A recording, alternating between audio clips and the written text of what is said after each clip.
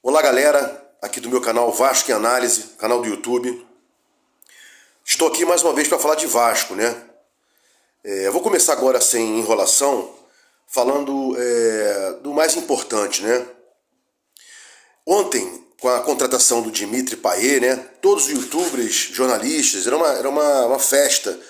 Todo mundo preocupado em soltar. Eu dei a notícia primeiro, eu falei que ia acontecer e tal. O importante é a credibilidade de quem está aqui passando a informação a quem está aí assistindo.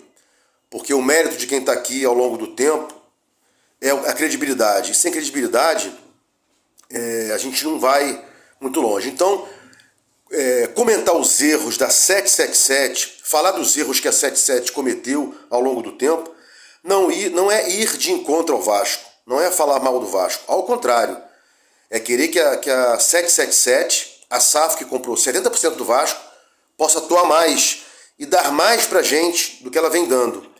Notadamente, essa prova agora, né? O Vasco já está com a SAF já tem um ano, contratou jogadores não tão de ponta. Esse que foi contratado ontem, o francês Dimitri Payet, com uma idade até já avançada, 36 anos, sendo decantado pela mídia como craque e tal.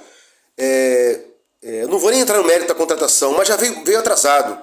O Vasco é penúltimo colocado, e ontem foi dia de fazer festa para a contratação de um jogador que talvez não possa jogar até as 4 próximas rodadas, 5 próximas rodadas. Por quê?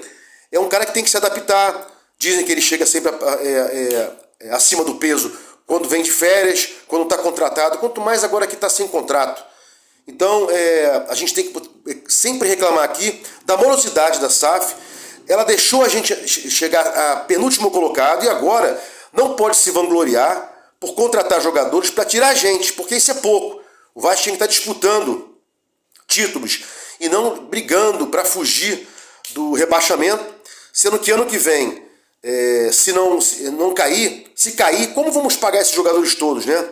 Contratando um jogador de R$1 milhão por mês numa Série B, como vamos pagar, né? E abrindo aqui um gancho, né? O Salgadinho, lá, o presidente Salgado, já vem com história, né? Olha, esse time é só para daqui a um ano e tal. Já vem formando um chão para colocar alguém para ser reeleito pela chapa dele, que as eleições são em novembro agora, desse ano. E ele já está querendo tirar o dele da reta, tipo, se cair ou se ficar na iminência de cair, é porque o time está sendo feito para ano que vem. Não, a SAF já está aqui há um ano. Esses caras já estão aí há um ano, já botaram dinheiros do Vasco no bolso, notadamente do Andrei, logo que entraram, e agora que estão correndo atrás para colocar o Vasco para disputar, não cair, e não para disputar título, né? Então fica aqui uma chancela, um carimbo da 777 nessa conduta vergonhosa, né? E a tal decantada cereja do bolo está chegando atrasada. Porque essa cereja tinha que vir para disputar título e não para tirar o Vasco da segunda divisão. Isso é muito importante, né? Que os youtubers aí, os jornalistas, não falam, né? Porque isso não dá clique. Mas aqui, dando clique ou não, eu tenho que falar para colocar você, vascaíno, diante da notícia, diante da verdade do Vasco, né? Por exemplo, ontem, dando uma passeada pelo Rio de Janeiro, né? Eu faço caminhadas e tal. A gente não vê bandeiras do Vasco na rua. A gente vê bandeiras do Botafogo, do Flamengo, do Fluminense. Apequenaram o Vasco. Hoje o Vasco é sinônimo de chacota, por quê? Salgado e os caras que trabalharam para trás. E agora a 777, que só nesse momento agora está cuidando do Vasco para que ele não venha cair. E não para disputar título. Isso é uma vergonha. Mais um registro, mais um carimbo da incompetência da SAF, né? Contratamos a última opção que o Vasco quis, o Dimitri Payet. A gente já tentou, Lanzini, tentou Vieto, Carvajal. Não importa se esse cara é melhor ou pior do que os outros. Importa que a gente não conseguiu contratar os outros e agora está trazendo esse jogador para quê? Para preencher lacuna, para que o Vasco possa apresentar alguma coisa para que nas eleições de novembro, os candidatos da situação possam tentar a reeleição, né? E a 777, para que ela não fique no limbo, mas ela já está no limbo. Carimbo de incompetência já está nela, não tem como. Outro assunto é o seguinte, também relacionado a contratações. O Vasco ficou aí tentando contratar o Diego Costa durante 2 semanas. E aí fechou, ou seja, abandonando o camisa 10, abandonando um meia de criação no Vasco, né? Durante 2 semanas, não conseguiu contratar o Diego Costa, foi atrás do Dimitri Payet, fechou um contrato provisório por enquanto, não é definitivo, é um pré-contrato que o pessoal fala. E o Diego Costa, em 2, 3 dias, foi contratado pelo Botafogo. Mais uma incompetência da SAF 777. Por que não se vem a público e fala, olha, não consigo contratar, por isso, e o Botafogo está aí, conseguiu contratar em menos de 3 dias, conseguiu contratar um jogador que a gente tentou e não conseguiu. Então, mais um carimbo de incompetência para a SAF, a 777 do Vasco, a SAF do Vasco. Seguindo aqui, é claro que todo mundo sabe que a 777, como toda a SAF em geral, o objetivo é lucrar, é dinheiro. Eles não têm vínculo algum de amor, de unidade, de vascainidade, essa palavra está na moda, né? Todo mundo falando em vascainidade. E aí, claro, o objetivo é lucrar. E os torcedores acham que esse vínculo não é de lucro, e sim é para a 77 aparecer e tal.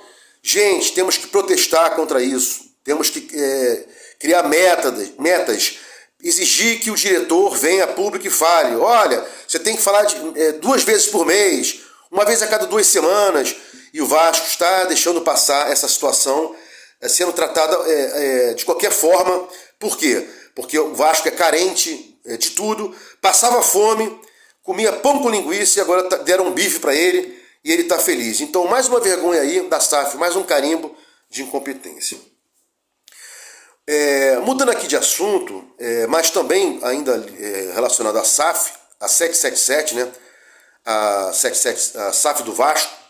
Muitos youtubers que eram contra no começo, contra a 777, agora são a favor. Por quê? Porque dá like, dá engajamento. Alguns são jornalistas, eles adentram em São Januário, outros não são jornalistas, estão colocando jornalistas para entrarem em São Januário. Então é muito legal.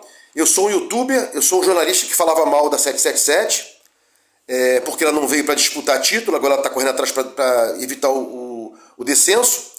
E agora eu estou engajado, estou com bastante seguidores e estou agora puxando o saco. Vergonha. Mas tudo bem, isso aí com o tempo, youtubers e jornalistas, o que vai mandar aqui no YouTube, nessa plataforma, é a credibilidade. E eu vou bater aqui na falta de credibilidade dos senhores, porque eu tenho muito tempo de Vasco, muito tempo de torcedor do Vasco, e não importa. Todo torcedor do Vasco tem o direito de reclamar, de brigar e de apontar os erros para que não haja essa palhaçada de que o Vasco fica aí entregue a meia dúzia de youtubers que eram contra a SAF e agora por estarem engajados são os queridinhos da SAF, né? Uma vergonha. O canal cresce, aparece e o amor desses canais com a SAF, ele cresce. É uma coisa, é um amor que apareceu agora do nada, né? Um amor que veio ao longo do tempo sendo construído. Era ódio e agora é amor. É uma loucura. Chego até a ficar com vergonha de ver no dia a dia, porque eu gosto de Vasco. Há 5 anos eu assisto todos os dias podcast, youtubers falando, jornalistas. E aqui eu repito aqui, é um canal que o vascaíno tem que assistir, o YouTube, porque é um canal do nicho vascaíno.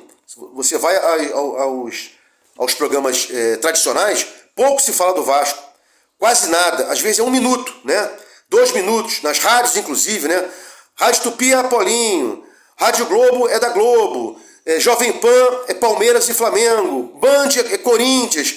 Cadê o Vasco? Não tem. Então aqui é o futuro para quem gosta de Vasco, para quem gosta de curtir notícias do Vasco. Então, A gente tem que dar credibilidade a quem merece, a quem já está aí há algum tempo, mas que não tenha mudado de opinião.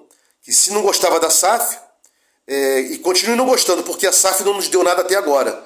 E eu acho que nem vai dar, né? Bom, para fechar aqui, para não me estender muito nesse vídeo, o Vasco contratou ontem de forma... é um pré-contrato.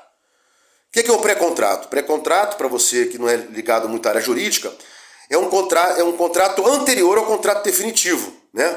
É um contrato preliminar, que a gente chama juridicamente, que não é um contrato definitivo, por óbvio. E ontem todos falaram que estava fechado, que era um contrato definitivo de 2 anos. Nós estamos em agosto de 2023.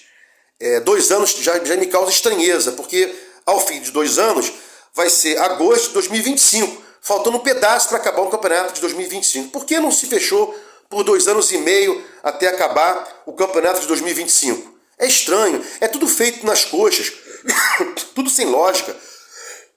Perdão, uma coisa feita para não dar certo, né? Uma coisa feita, sei lá, para ganhar voto, para dar agora aso para que o pessoal da situação possa botar alguém para disputar as eleições agora em novembro. E tem mais aí, tá? Não para o Vasco não para aí nas situações. Agora dizem que o Vasco está para contratar um volante aí. Me fugiu agora a memória, acho que é Luiz Gustavo, se não salvo engano. E o tal do Sanches, né? Que aparentemente já deu declarações aí que é muito ligado ao Flamengo. E não sei porque o Vasco está correndo atrás desse cara, porque a vascainidade, o vínculo com o Vasco é muito importante. Apesar de ser um futebol uma empresa, o Vasco precisa ter jogadores que possam ter vínculo com eles, né? Fico por aqui. Bom Dia dos Pais para todo mundo e fiquem com Deus.